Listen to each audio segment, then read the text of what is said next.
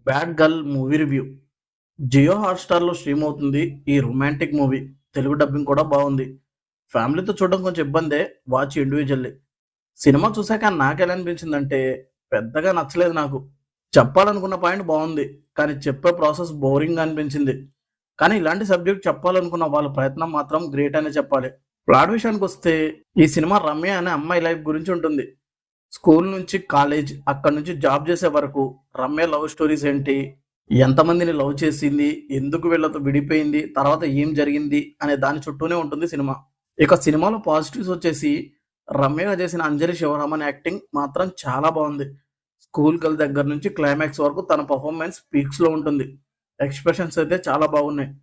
సినిమాలో చెప్పాలనుకున్న పాయింట్ బాగుంది. ఒక అబ్బాయి ఎంతమందితో తిరిగినా ఎవరు పట్టించుకోరు. అదే అమ్మాయి తిరిగితే తన క్యారెక్టర్‌ని చాలామంది బ్యాడ్‌గా చూస్తారు. ఒక అబ్బాయిని ఎందుకు అలా చూస్తారు? ఆ అమ్మాయిని ఎందుకు ఇలా చూస్తున్నారు? అన్న పాయింట్ బావుంటుంది. ఇంకో పక్క ఏ క్యాస్ట్‌లో పుట్టిన అమ్మాయికైనా కొన్ని ఫీలింగ్స్ ఉంటాయి. వాటిని ఎవ్వరు ఆపలేరు అని వాళ్ళు చెప్పాలనుకున్న పాయింట్ కూడా బావుంటుంది. సినిమాలో మ్యూజిక్ కూడా బాగుంది. ఇక నెగెటివ్స్ విషయానికొస్తే సినిమాలో ఉన్న పాయింట్ బాగుంది కానీ దాన్ని చెప్పడంలోనే సినిమా డౌన్ అయింది. చాలా చోట్ల బోర్ కొట్టింది. వాళ్ళు చెప్పాలనుకున్న పాయింట్ వేరు, చూపించింది వేరు.